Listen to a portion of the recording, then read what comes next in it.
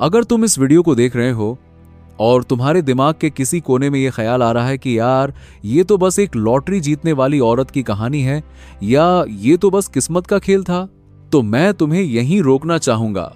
अभी इसी वक्त अगर तुम इसे किस्मत या लक का नाम देकर सुनोगे तो तुम इस वीडियो को बंद कर सकते हो, क्योंकि लक शब्द का इस्तेमाल करके तुम्हारा दिमाग अपनी जिम्मेदारी से भागने की कोशिश करता है।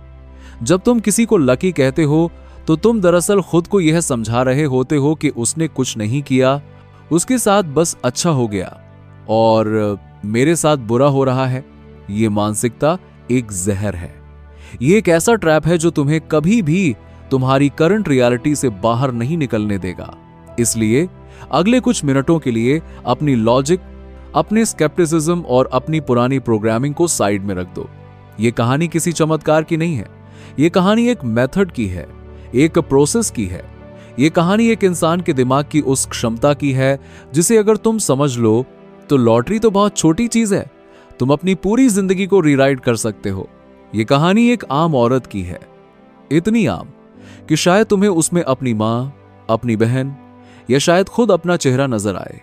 नाम था सिंथिया स्टैफोर्ड और लॉस एंजल्स की भीड़ में वह सिर्फ एक और चेहरा थी जो अपने सर्वाइवल के लिए लड़ रही थी। जरा उस स्थिति को महसूस करने की कोशिश करो, सिर्फ सुनो मत, फील करो। लॉस एंजल्स की एक छोटी सी जगह, एक घर, जो घर कम और जिम्मेदारियों का गोदाम ज्यादा लगता था। सिंथिया अकेली थी, एक सिंगल मदर, और उसके पास एक नहीं, दो नहीं, बल्कि 5 बच्चों की जिम्मेदारी थी।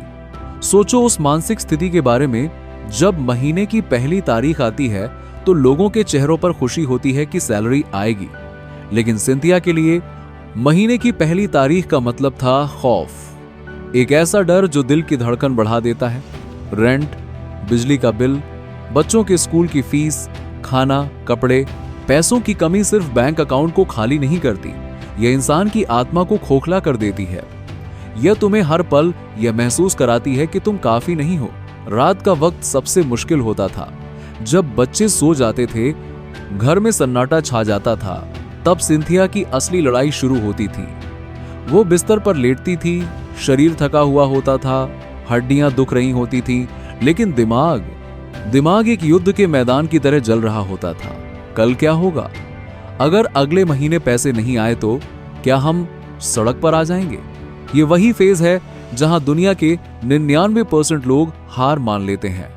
इसे सर्वाइवल मोड कहते हैं, जब आपका दिमाग सिर्फ खतरों को स्कैन करता है।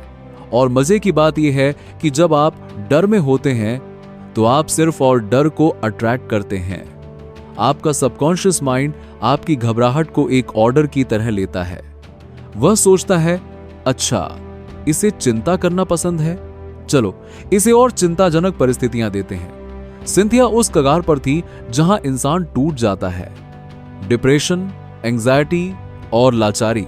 लेकिन ठीक उसी अंधेरे में उसने एक फैसला लिया, एक ऐसा फैसला जिसने न सिर्फ उसकी दुनिया बदली, बल्कि आज हम उसकी कहानी पर चर्चा कर रहे हैं। उसने अपने दर्द को इग्नोर नहीं किया, लेकिन उसने अपने दर्द को अपनी पहचान नहीं बनने दिया। सिंथिया ने किताबों का सहारा लिया और उसकी तलाश उसे एक ऐसे इंसान की शिक्षाओं तक ले गई जो 20वीं सदी का सबसे बड़ा रहस्यवादी माना जाता है, नेविल गोडार्ड। नेविल की बातें कानों को अच्छी लगने वाली मीठी बातें नहीं थी, वे कड़वी थी। नेविल का कहना था कि तुम्हारी दुनिया तुम्हारे ही अंदर की दुनिया का आईना है, बाहर कुछ भी नहीं बदलता जब तक तुम अंदर से नहीं बदलते। ये सुनना बहुत मुश्किल होता है, क्योंकि इसका मतलब है कि अपनी गरीबी, अपनी परेशानी और अपने हालातों के जिम्मेदार हम खुद हैं। लेकिन सिंथिया ने इस जिम्मेदारी को स्वीकार किया। उसने समझा कि इमेजिनेशन का मतलब दिन में सपने देखना नहीं है। ज्यादातर लोग क्या करते हैं, वे सोचते हैं काश मेरे पास पैसे होते, और फिर अगले ही पल सोचते हैं लेकिन मेरे पास तो नौकरी भी नहीं है। ये इमेजिनेशन नहीं है, ये कॉन्फ्लिक्ट है, ये मानसिक युद्ध है। सिंथिया ने सीखा कि इमेजिनेशन दरअसल एक ब्लूप्रिंट है, एक नक्शा है। नेविल गोडार्ड ने सिखाया कि रियलिटी 2 बार बनती है, पहली बार तुम्हारे दिमाग में और दूसरी बार फिजिकल दुनिया में। अगर दिमाग वाला नक्शा धुंधला है तो बाहर की इमारत कभी खड़ी नहीं होगी। सिंथिया ने यह समझ लिया कि उसे मांगना बंद करना होगा, क्योंकि जो मांगता है वह यह स्वीकार कर रहा है कि उसके पास नहीं है। और सबकॉन्शियस माइंड कमी या लैक की भाषा बहुत जल्दी समझता है। तो उसने मांगना छोड़ दिया और उसने जीना शुरू किया। अब यहां से कहानी एक साइकोलॉजिकल मास्टर क्लास बन जाती है। ध्यान से सुनना, क्योंकि यही वह तरीका है जिसे तुम अपनी जिंदगी में कॉपी कर सकते हो। सिंथिया ने विजुअलाइजेशन नहीं किया, उसने रिहर्सल की। इन दोनों में क्या फर्क है? विजुअलाइजेशन में तुम एक फिल्म देखते हो, रिहर्सल में तुम फिल्म के हीरो होते हो, हर रात सोने से ठीक पहले। लेकिन सिर्फ सोने से पहले ही क्यों? क्योंकि साइंस कहती है कि जब हम सोने वाले होते हैं हमारा ब्रेन थीटा स्टेट में चला जाता है। यह वो अवस्था है जहां तुम्हारा कॉन्शियस माइंड सो जाता है और सबकॉन्शियस माइंड का दरवाजा खुला रहता है। उस वक्त तुम जो भी बीज डालोगे वह सीधे गहराई में जाएगा। कोई तर्क नहीं, कोई बहस नहीं। सिंथिया बिस्तर पर लेटती, अपनी आंखें बंद करती और वह एक सीन क्रिएट करती। ध्यान रहे, एक ही सीन। वह रोज रोज अपने सपने नहीं बदलती थी। आज कार चाहिए, कल घर चाहिए, परसों कुछ और। उसका लक्ष्य साफ था, उसे 112 मिलियन डॉलर चाहिए थे। उसने इस नंबर को क्यों चुना? 112 मिलियन। यह कोई रैंडम नंबर नहीं था, यह स्पेसिफिक था।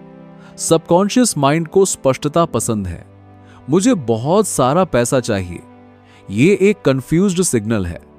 मुझे 112 मिलियन चाहिए, यह एक लेजर गाइडेड मिसाइल है। वो सीन में देखती थी कि उसके हाथ में एक चेक है। वो उस चेक को सिर्फ देखती नहीं थी, वो उसे महसूस करती थी। कागज का टेक्सचर, उंगलियों में चेक की सरसराहट। वो उस चेक पर अपना नाम लिखा हुआ देखती थी और अमाउंट 112 मिलियन डॉलर। वो अपनी भावनाओं को ऑब्जर्व करती थी। क्या उसे एक्साइटमेंट हो रही है? नहीं। एक्साइटमेंट तब होती है जब कुछ मिलने वाला हो। जब कुछ मिल जाता है तो इंसान को क्या महसूस होता है? पीस, रिलीफ, सेटिस्फैक्शन, यानी शांति, राहत, संतुष्टि।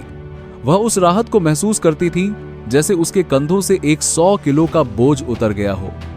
अब सब ठीक है, अब हम सुरक्षित हैं। यह फीलिंग ही वह चाबी थी जिसने ताला खोला। नेविल कहते थे, फीलिंग इज द सीक्रेट। शब्द नहीं, इमोशन मैटर करते हैं।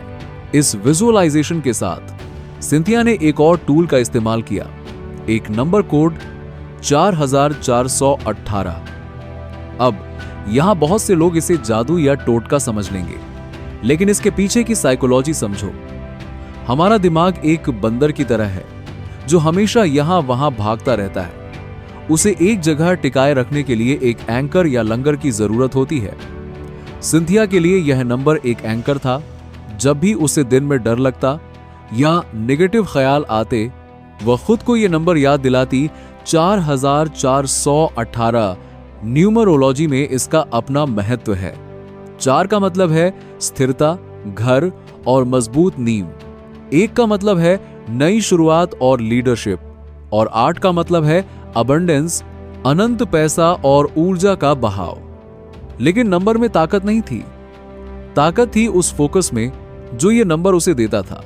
ये उसके दिमाग को बार बार याद दिलाता था कि उसका लक्ष्य क्या है। ये एक पासवर्ड की तरह बन गया था जिसे टाइप करते ही उसका दिमाग वेल्थ मोड में चला जाता था। सोचो, क्या तुम्हारे पास ऐसा कोई एंकर है, या तुम्हारा दिमाग सोशल मीडिया और खबरों के शोर में खोया हुआ है? ये सब एक दिन में नहीं हुआ। 1 हफ्ता बीता, कुछ नहीं हुआ। 1 महीना बीता, बिल अब भी आ रहे थे, उधारी अब भी थी।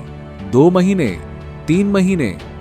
यही वो समय है जिसे नेविल गोडार्ड प्रेगनेंसी पीरियड या गर्भकाल कहते हैं।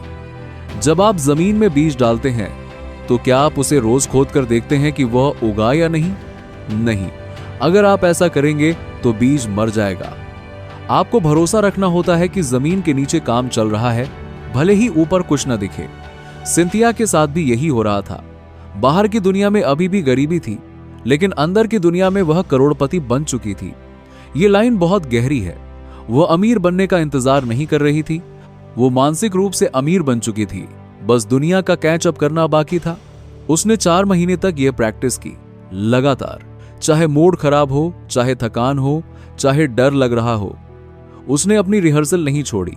इसे कहते हैं डिसिप्लिन ऑफ द माइंड। जब आप अपने दिमाग को बार बार एक ही इमेज दिखाते हैं तो आपका दिमाग उसे सच्चाई मान लेता है और फिर आपका दिमाग दुनिया में ऐसे रास्तों और मौकों को स्कैन करना शुरू करता है जो उस सच्चाई को साबित कर सकें।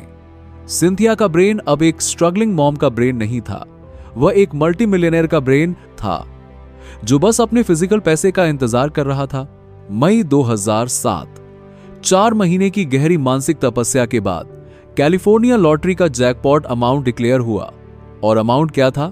क्या यह 50 मिलियन था या 100 मिलियन? नहीं, अमाउंट था 112 मिलियन। वही एग्जैक्ट नंबर जो सिंथिया पिछले 120 दिनों से हर रात अपने दिमाग में देख रही थी। क्या यह इत्तेफाक था? क्या यह कोइंसिडेंस था?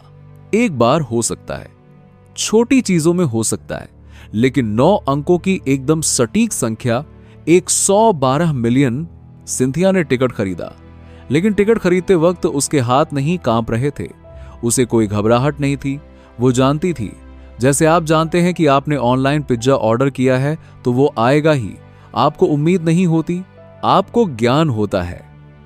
उसने अपने पिताजी से कहा, मैं ये लॉटरी जीतने वाली हूं। उसके पिताजी हंसे। दुनिया हमेशा हंसती है, लेकिन जब रिजल्ट आया तो लॉस एंजल्स की वह सिंगल मदर जो बिल भरने के लिए संघर्ष कर रही थी, अब 112 मिलियन की मालकिन थी। उसने चेक को हाथ में लिया और उसे झटका नहीं लगा। क्यों? क्योंकि वह उस चेक को अपने दिमाग में 1000 बार पहले ही पकड़ चुकी थी। उसके दिमाग के लिए यह नई घटना नहीं थी, यह बस एक रीप्ले था। उसने अपनी रिहर्सल को रियलिटी में बदल दिया था। अब सवाल यह नहीं है कि सिंथिया ने यह कैसे किया, सवाल यह है कि तुम अपने दिमाग के साथ क्या कर रहे हो। हम सब एक कहानी जी रहे हैं। फर्क सिर्फ इतना है कि सिंथिया ने अपनी कहानी खुद लिखी और हम में से ज्यादातर लोग वह कहानी जी रहे हैं जो समाज ने, हमारे डर ने या हमारे अतीत ने हमारे लिए लिखी है। तुम्हें क्या लगता है 112 मिलियन बड़ी बात है? नहीं, बड़ी बात वह बदलाव है जो सिंथिया के अंदर आया। पैसा तो बस एक बाय प्रोडक्ट था। असली कमाई थी उसकी वह चेतना जिसने उसे यह एहसास दिलाया कि वह अपने हालातों की गुलाम नहीं है। अगर तुम आज फंसा हुआ महसूस कर रहे हो, अगर तुम्हें लगता है कि लाइफ तुम्हारे साथ नाइंसाफी कर रही है, तो रुको, बाहर देखना बंद करो, ब्लेम करना बंद करो, अपनी आंखें बंद करो और अपने अंदर देखो। तुम अपने दिमाग को क्या निर्देश दे रहे हो? क्या तुम अपनी समस्याओं की रिहर्सल कर रहे हो या अपने समाधान की?